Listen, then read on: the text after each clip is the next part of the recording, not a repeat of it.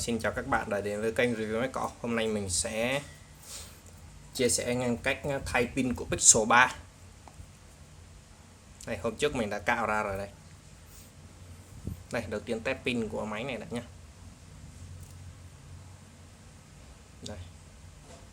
Pin con này mình sạc tới sạc lui cũng nhiều lần rồi. Hiện tại nó được có 2K2 này, 2K2 mAh này, tổng 76% này. Giờ mình thay rồi mình test vài ngày nữa rồi xem nó như thế nào. Này. Đây, mình chụp lại cho nó chắc ăn này.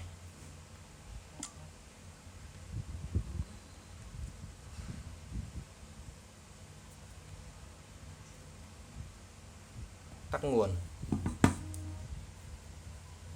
Rồi, tháo cái ốp ra này anh em.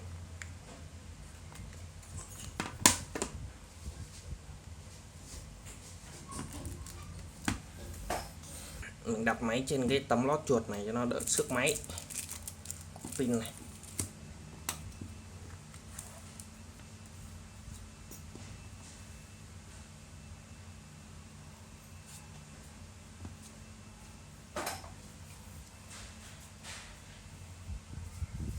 Đây, hôm bữa mình đã dán bừa vào đây. Mình dán bừa rồi, hôm nay mình sẽ dán bằng keo hành mặt xem nó có bị xem nó có nhảy được mấy đơn vị áp suất.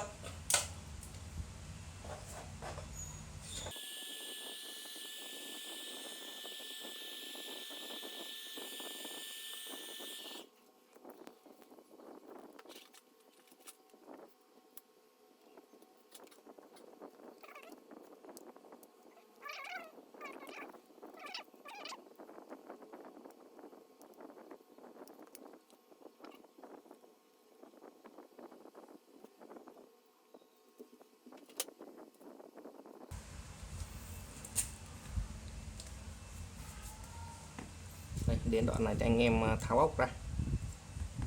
Con ốc ở đây này. Cái lần đấy nó dính ghê. Đây, anh em tháo hộ mình con ốc ở đây.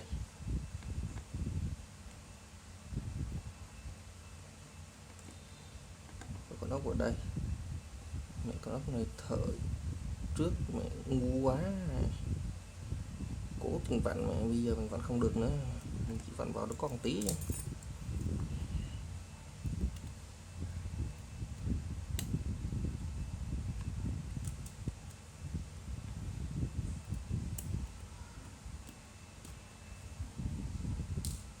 Đây, mình vứt tạm con ốc vào cái nắp lưng.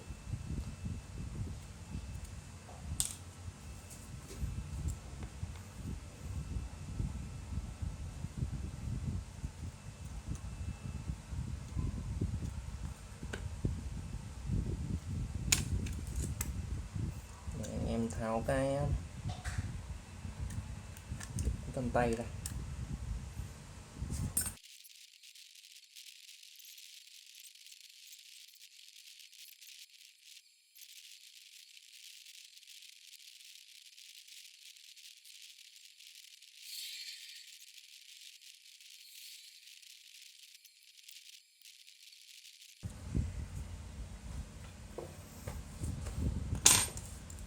Rồi, bây giờ mình tháo cái miếng này ra.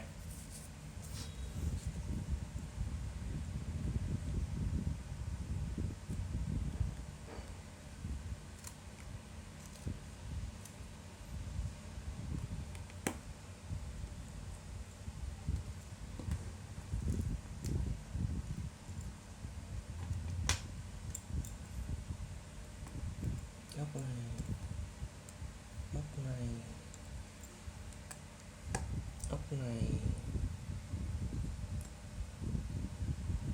Hết ốc chưa ta? Ba rồi. Đấy, bây giờ mình sẽ tháo cái miếng này ra. Một này, hai này. Con ốc này là con ốc ở trên, nhỏ nhỏ ở trên. Ốc thứ ba này bằng luôn. Vẫy hồn.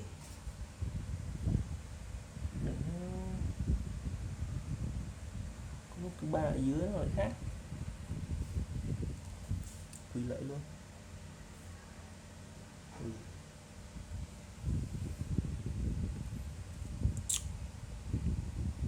Một này, hai này, ba này, trời ạ.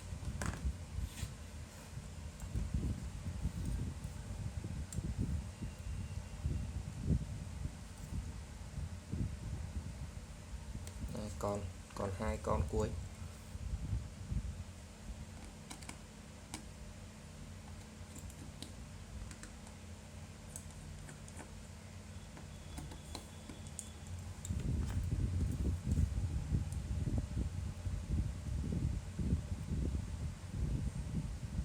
Con ốc dưới nó lại nhỏ, con ốc này lại dài bình thường. Cái đầu tiên và cái cuối cùng nó sẽ nhỏ, còn mấy con ốc này nó lại dài bình thường. Cái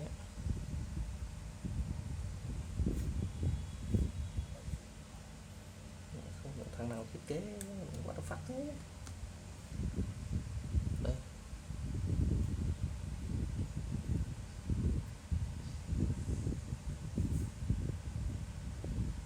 đây là tấm NFC và cũng là tấm sạc học dây luôn.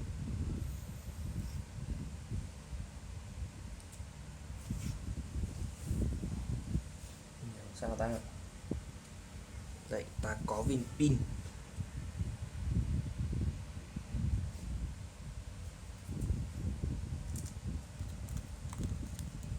Tiếp tục công cuộc che camera.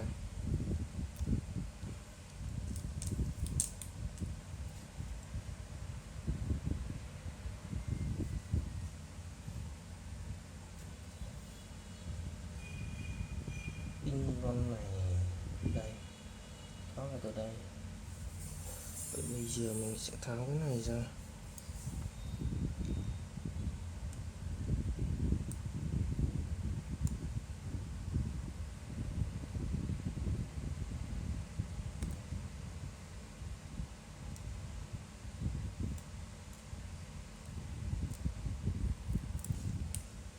Có pin không?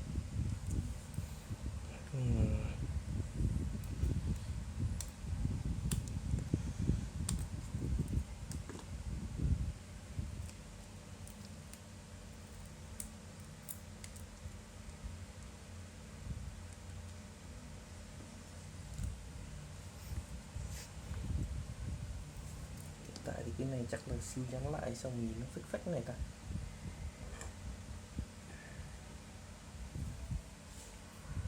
Cái con ốc ở trong mình vẫn ok.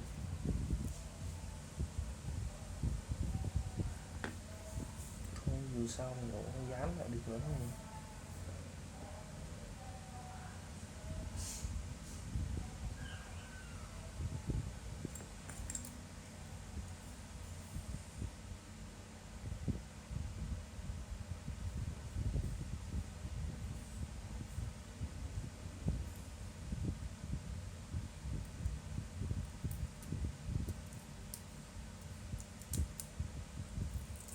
Cắt cái dây.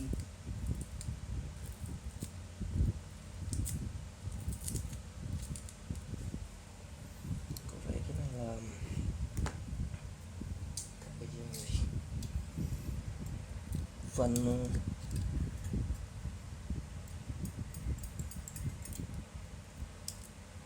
tay với tay chào trong đầu một lần cuối, với tay chào nhau cuối cho trọn cuộc đời.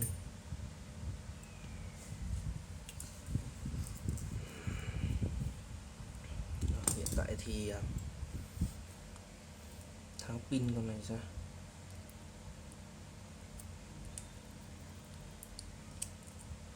Tháo này ra này. Mình cạy cái jack nối viên pin với cái main lại.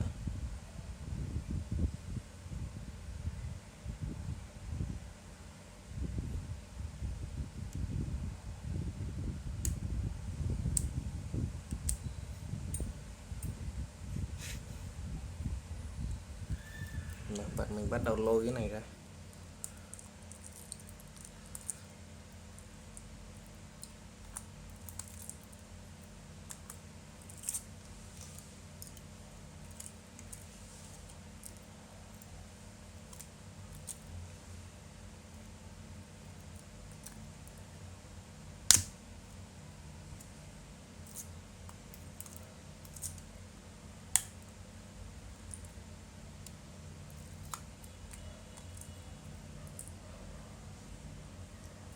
sao cạy lên người ta.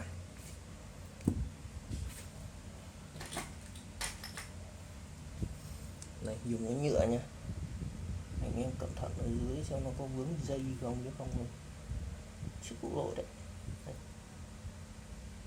Ui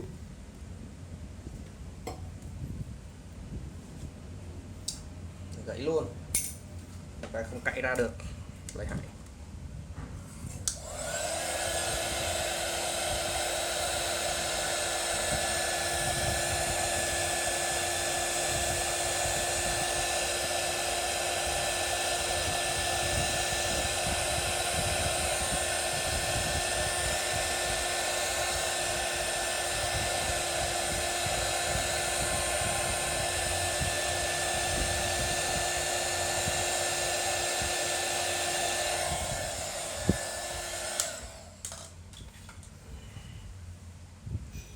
Cái này sao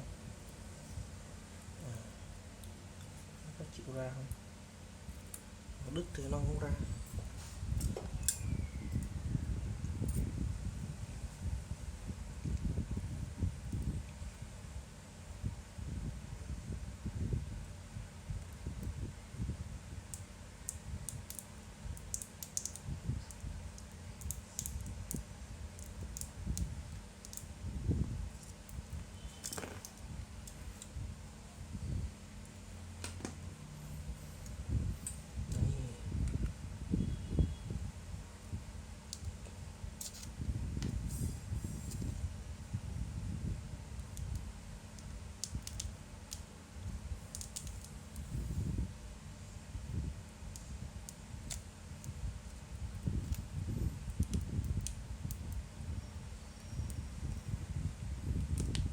Sắp ra rồi.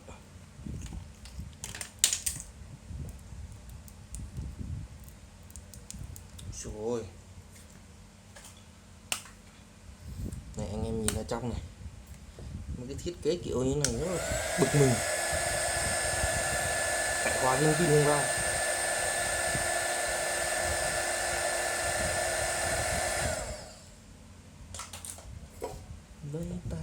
Vẫy tay chào nhau, một lần đầu một lần cuối.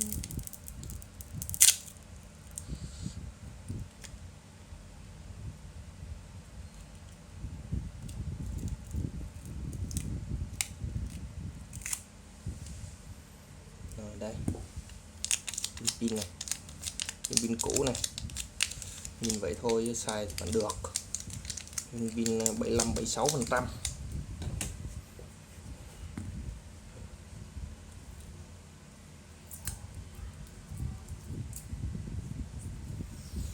Rồi giờ mình lột cái này ra luôn.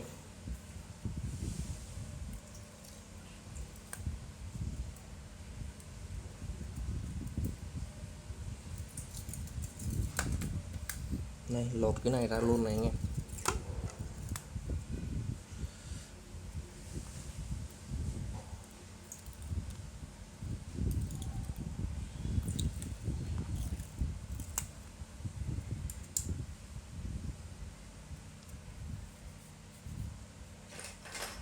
Này, có cái này của Xiaomi này.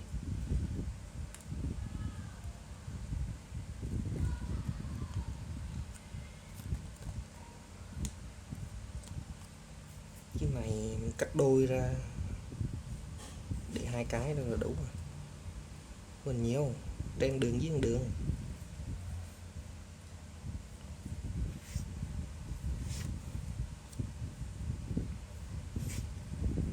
Cái này là gì không biết luôn. Rồi bây giờ mình sẽ thay viên pin mới vào. Đây pin mới của mình đây.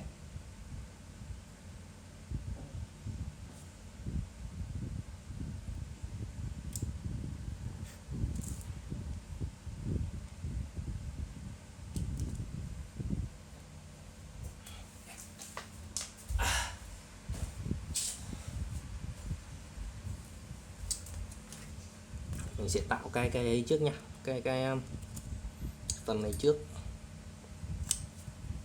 cắt ít thôi, cần nhiều thế. Cái này chia đôi ra mỗi ông nữa đấy. Cái này sao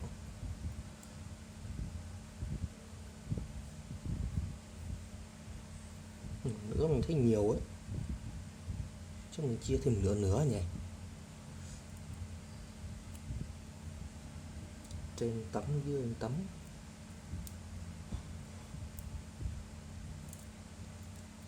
Cái này quá.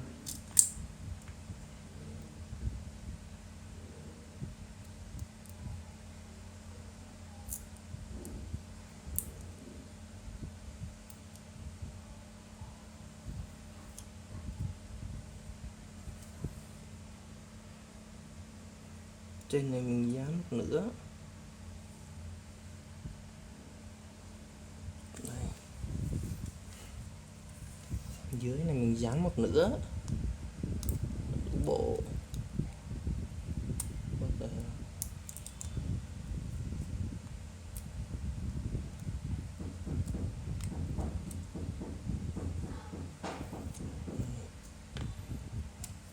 Dưới này mình dán một nửa. Có một trên một dưới. Mình lột ra.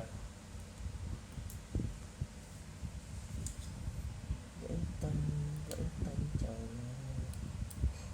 Một lần đầu, một lần cuối. Vẫy tay chào nhau. Bám xuống.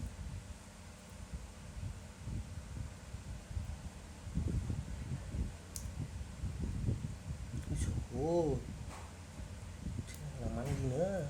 Ui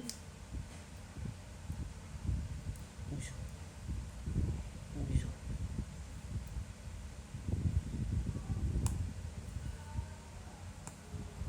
Ăn cứng thế á.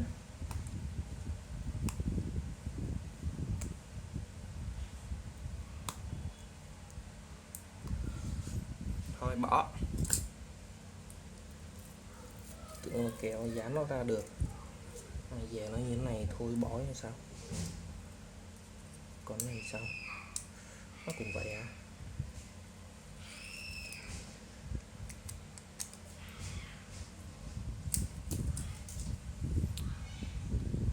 Phần trên mình dán cũng được rồi, phần dưới mình sơ sơ thôi, không cần dán nhiều. Đây phần dưới.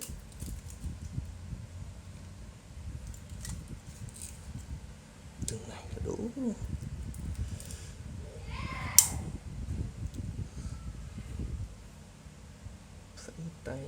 Vẫy tay chào nhau. Một lần đầu và một lần cuối. Vẫy tay chào nhau. Rồi. Đây mình sẽ làm nó đỡ dính hơn bằng cách này. Mình cho nó bám, mình không cần phải dính cái này đâu, mình cho nó đỡ dính hơn. Dính quá nó không tốt.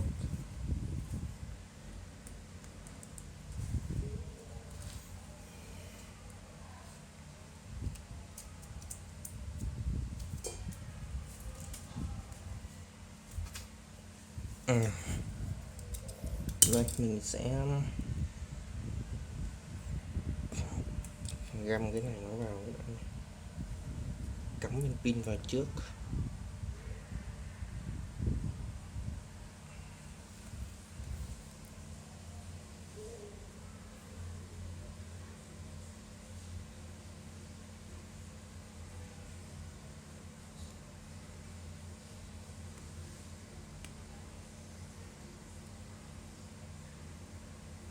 Rồi găm được viên pin vào rồi nhé.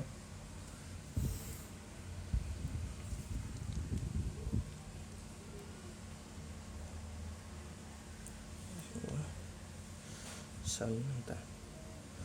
Rồi đây, mình găm được viên pin vào rồi nè. Mình ép cho nó chặt chặt lại chút. Khoan, phải để trong trên đây nó đẹp đẹp lại chút.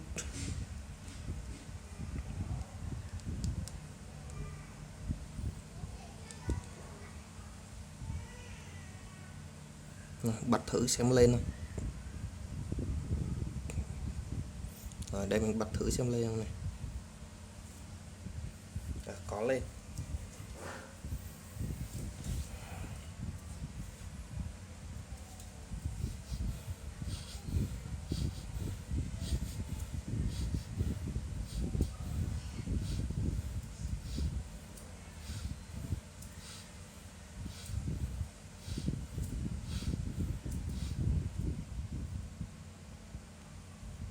Pin méo nó còn 13%.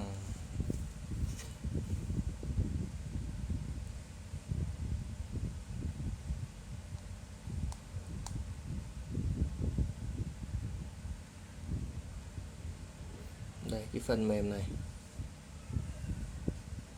nó vẫn lưu cái cũ này nha, để mình xóa cái phần mềm này đi, gỡ cửa cài đặt nó ra. Đây, gỡ cài đặt ra. Đây, mất rồi đó. Rồi giờ mình tắt nguồn.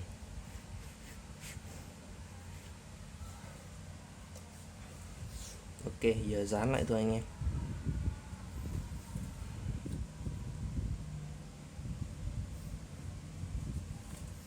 Đây, đầu tiên là mình sẽ dán cái này lại.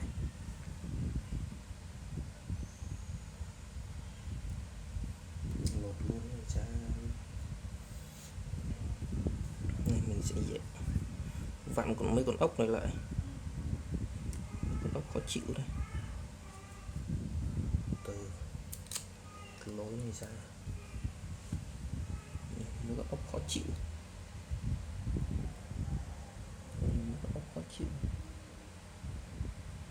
Khó chịu này.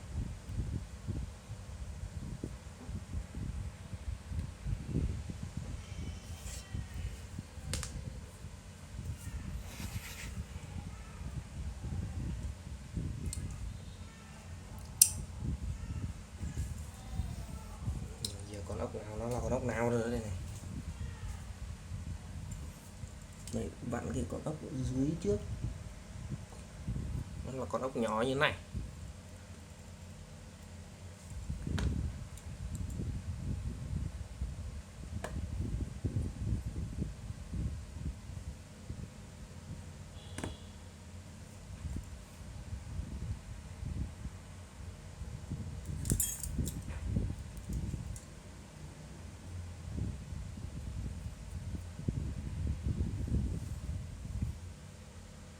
Còn con ốc này nó sẽ là này với nhau.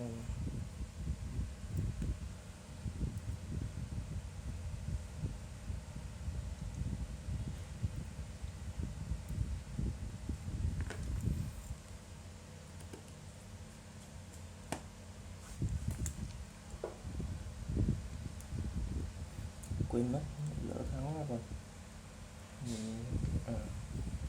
Cái này là phần vỏ cái khung, không vặn được.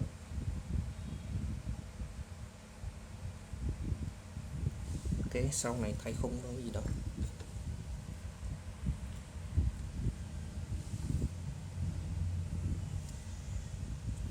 Thôi vẫn chưa con ốc này đi.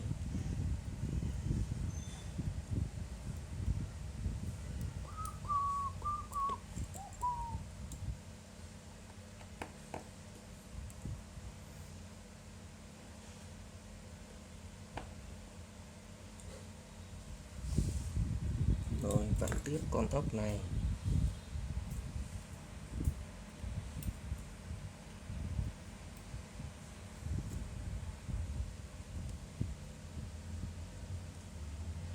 Là nó đâu đây này, đây này, đây này, ốc bị bé tí.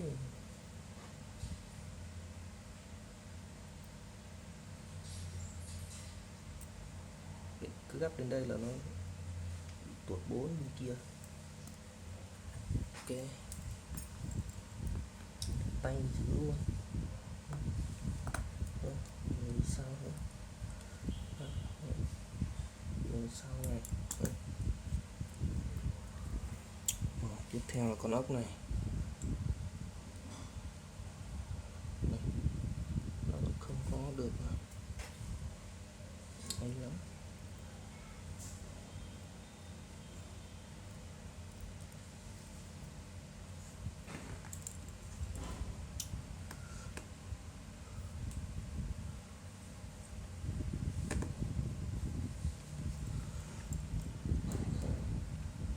Đây nè.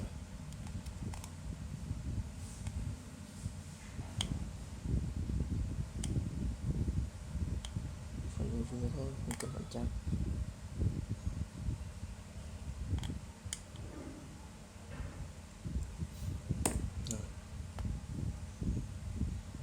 Giờ bật mấy con ốc, không biết là máy mình sao. Bật lên lại rồi.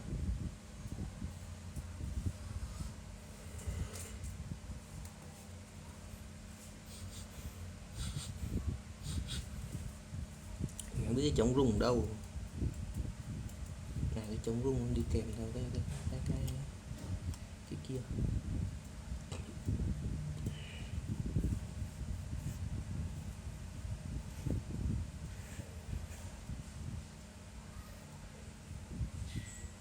Này vẫn ok. Giờ còn 11% pin. Cứ mỗi lần khởi động lại là mất bố nó 1%. Cái nó tắt nguồn.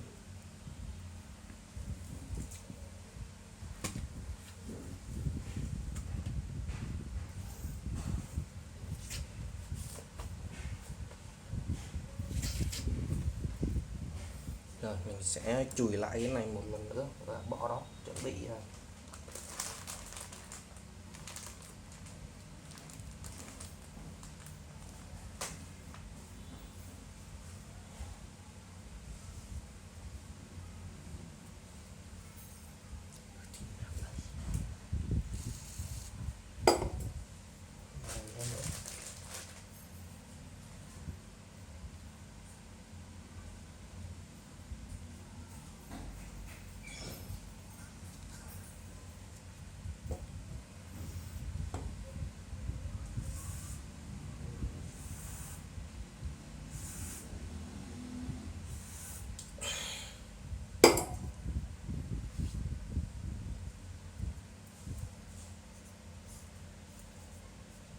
sẽ qua một lần.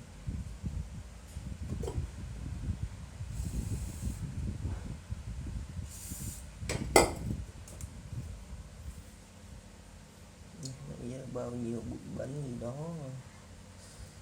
kệ, lau hết, lau sạch vào.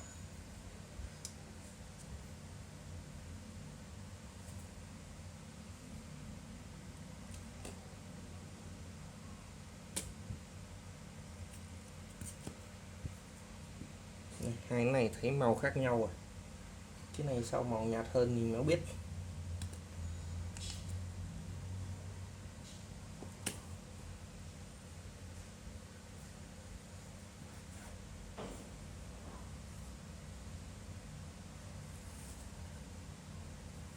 Là cái này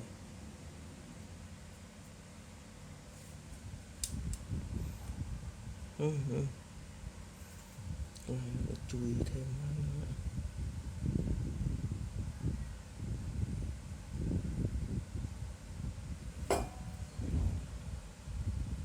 rồi, tạm ổn.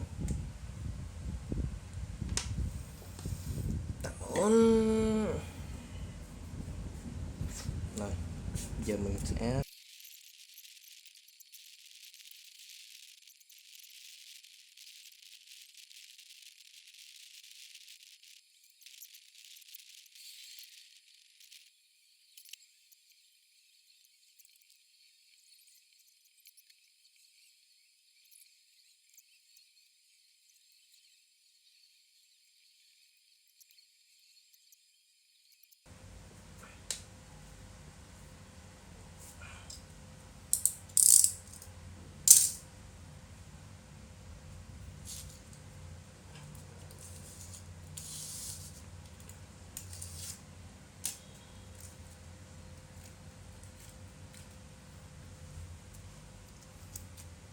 rồi, giờ ta dán cái này lại.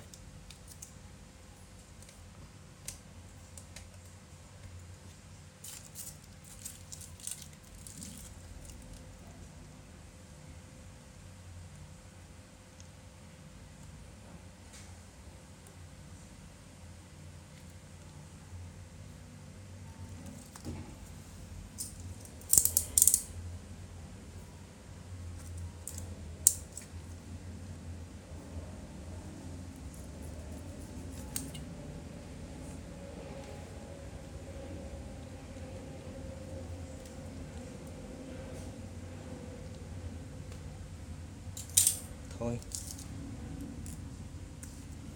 không ngon lắm, bỏ đi, lại dòng khác.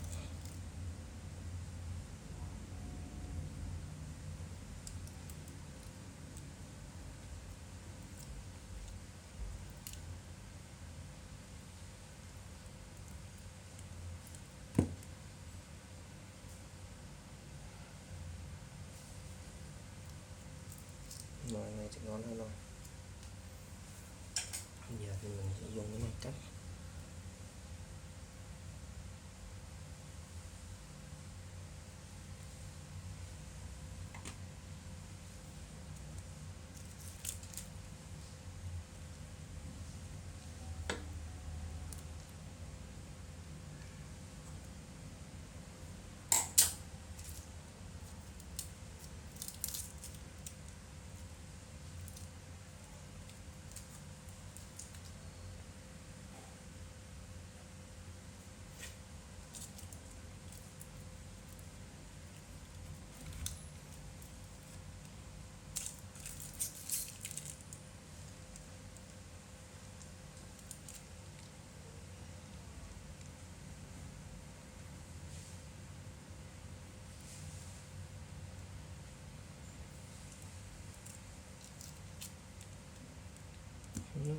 Trên chút.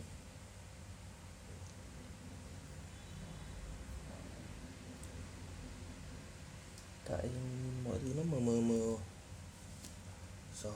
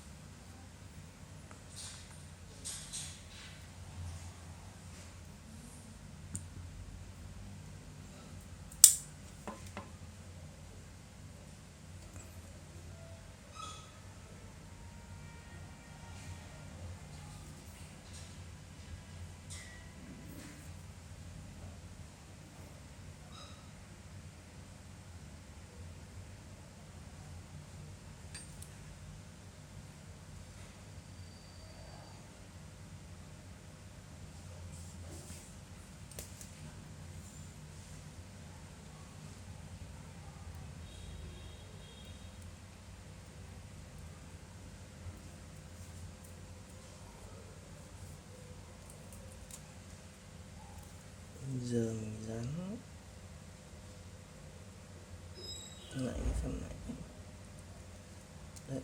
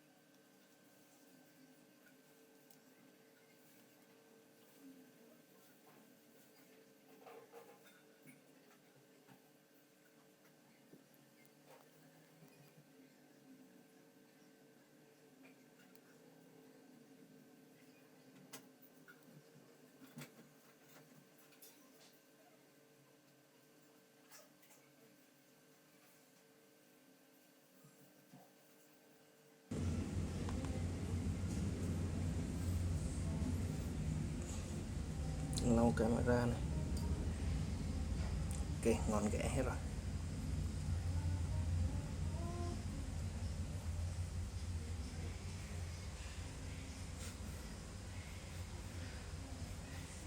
Cái Aku battery thôi.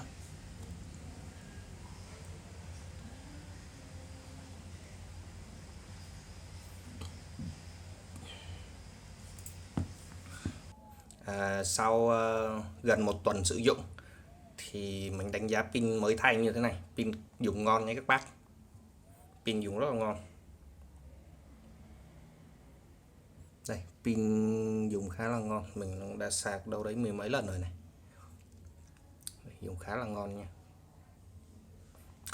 Pin con này dùng với điều kiện bình thường, điều kiện wifi có lắp sim thì mình on được 5-6 tiếng wifi, lướt mạng xã hội và xem YouTube thôi, cũng không làm gì cả.